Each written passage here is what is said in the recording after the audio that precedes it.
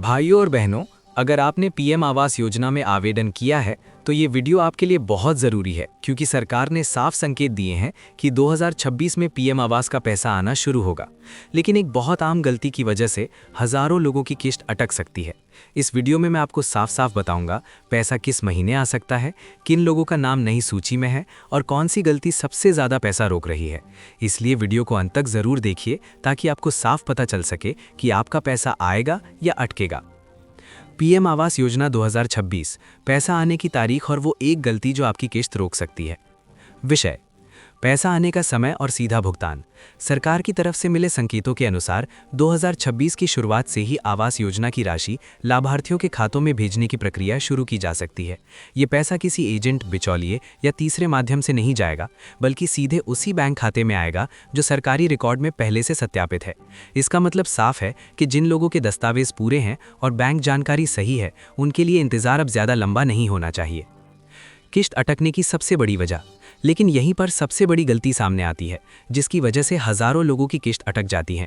कई मामलों में नाम सूची में होने के बावजूद पैसा इसलिए नहीं आता क्योंकि बैंक खाता आधार से लिंक नहीं होता, खाता निष्क्रिय होता है या आवेदन में दी गई जानकारी से मेल नहीं खाता। कहीं मोबाइल नंबर बंद होता है तो कहीं पहचान पत्र और बैंक डिटेल में फ़र्क होता है।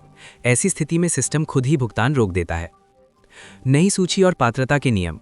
नई सूची को लेकर भी अब स्थिति साफ होती जा रही है। जिन लोगों ने पहले आवेदन किया था और पात्रता की सभी शर्तें पूरी की हैं, उनके नाम नई सूची में शामिल किए गए हैं। ये प्रक्रिया पूरे देश में एक साथ नहीं होगी, बल्कि चरणबद्ध तरीके से आगे बढ़ेगी। ये समझना ज़रूरी है कि ये योजना हर किसी के लिए नहीं है।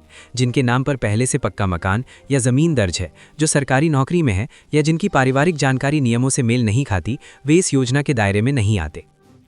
लाभार्थियों के लिए ज़रूरी कदम। अब सवाल ये है कि आपको क्या करना चाहिए।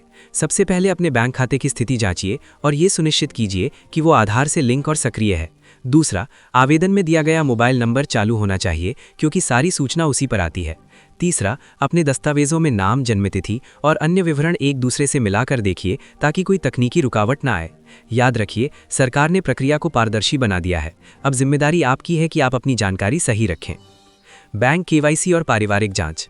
कई बार लाभार्थी के खाते में तकनीकी समस्या होती है, जैसे केवाईसी अपडेट ना होना। बैंक शाखा से संपर्क करके अपने खाते की स्थिति खुद जांच लें। साथ ही इस योजना में पूरे परिवार की स्थिति देखी जाती है। अगर परिवार के किसी सदस्य के नाम पर पहले से संपत्ति दर्ज है तो वो जांच में सामने आ सकता है। शुरू से ही सही जानकारी देना ही सबसे सुरक्षित रास्ता है। गलत जानकारी बाद में सबसे बड़ी रुकावट बन जाती है।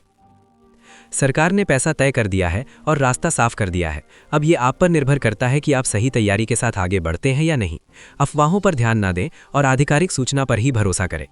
क्या आप चाहते हैं कि मैं आपके जिले की नई लिस्ट चेक करने का तरीका बताऊं? कमेंट में अपने जिले का नाम ज़रूर लिखिए। अगर जानकारी अच्छी लगी हो तो वीडियो को लाइक और चैनल को सब्सक्राइब ज़रूर करें। धन्यवाद।